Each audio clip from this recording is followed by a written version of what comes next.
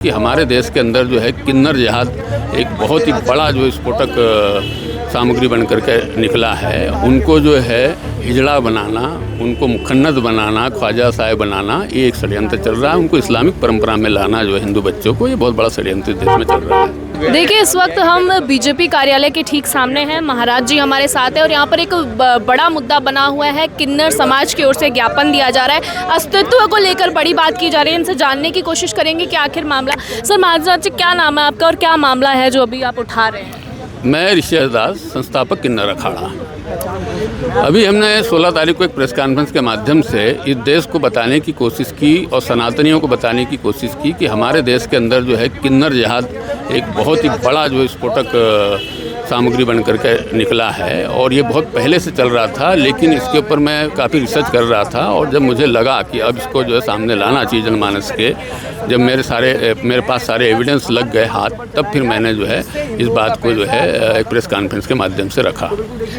महाराज जी, किन्नर जिहाद एक नया शब्द हमने सुना है। इससे पहले किया जाता था इस्तेमाल, लेकिन जो आप शब्द इस्तेमाल कर रहे हैं, एक बार आप अगर ढंग से समझाएं कि क्या है एग्जैक्टली किन्नर जिहाद। देखिए, जैसे लव जिहाद है, लव जिहाद का भी उद्देश्य जो है हिंदू बच्चियों को कन्वर्ट करना है।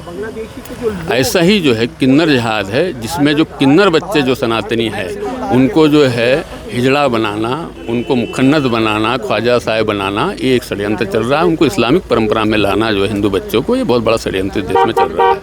ये दावे आप किस बिना पर कर रहे हैं? क्या ऐसा है कि आपको ये सब कहना पड़ रहा है? क्या सबूत है इसमें? देखिए, हमने सैकड़ों सबूत दिए हैं।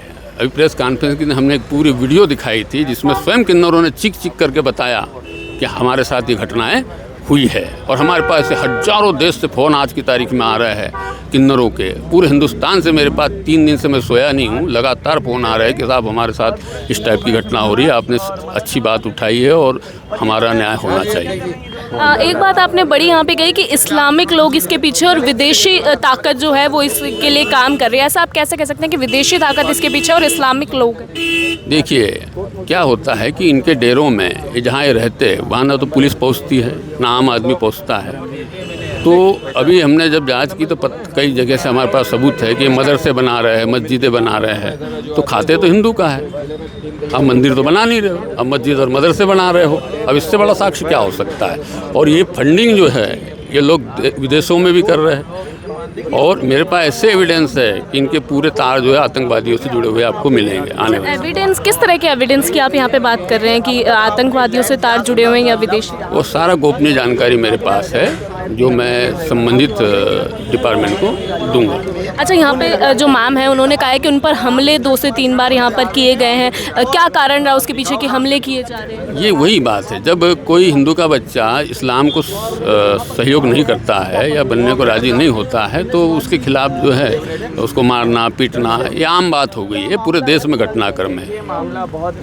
अभी जो शंकराचार्य को लेकर भी जो मामला चल रहा है, जो उन्होंने योगी जी पर टिप्पणी कर दी है, उसके बारे में आप क्या कहेंगे? क्या लगता है? देखिए, वो तो मुझे जो है ना, मैंने अभी अन्य चैनलों में भी कहा कि इतने बड़े पद पे आप आसीन होकर के आपको पहले जनमानस का विचार करना चाहिए, उसके बाद स्नान का। और आप जो है वहाँ ऐसी परिस्थिति स्वयं निर्मित कराए इतने जिम्मेदार होने के बाद कि वहाँ भगदड़ मच सकती थी और जो 2025 के कुंभ में की पुनरावृत्ति हो सकती थी। तो इतने बड़े उच्च और विद्वान होने के बावजूद आपने उस बात पे ध्यान न रख करके अपनी जीत को पूरी करने के लिए आप वहाँ पहुँचे और एक नया जो है आपने जो है वहाँ पे आडंबर खड़ा कर दिया।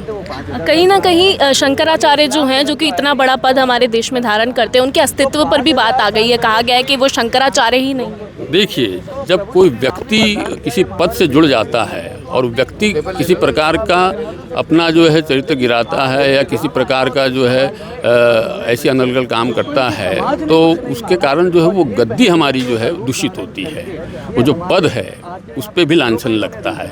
तो कम से कम ऐसे पदों पे जो लोग बैठे हैं उनको इस बात की गरिमा रखना चाहिए कि उनके कारण, क्योंकि वो तो कई शंकराचार्य जन्म लिए, पद पे बैठे और चले गए, ये भी बैठे हैं कल चले जाएंगे, लेकिन वो पद तो रहेगा, तो कम से कम पद की गरिमा बनाए रखे। इससे पहले जो राम मंदिर का जब किया गया था प्राण प्रतिष्ठा, उस टाइम पे भी शंकराचार्य जी उन्होंने आवाज़ उठाई थी और वो कहीं ना कहीं अगेंस्ट थे कि राम मंदिर का प्राण प्रतिष्ठा इस समय पे की जा रही है। और उनका कहना ये था कि पूरी तरह से काम हुआ भी नहीं है राम मंदिर का, लेकिन उसके बावजूद इतनी जल्दी इलेक्शन की वजह से प्राण प्रतिष्ठा की जा रही है। इस पर क्या राय है आपकी? देखिए, शंकराचार्य तो हमारे परंपरा जो है सैकड़ों साल से चली आ रही है। कई शंकराचार्य पहले भी थे, बाबर के बाद भी कई शंकराचार्य बैठे।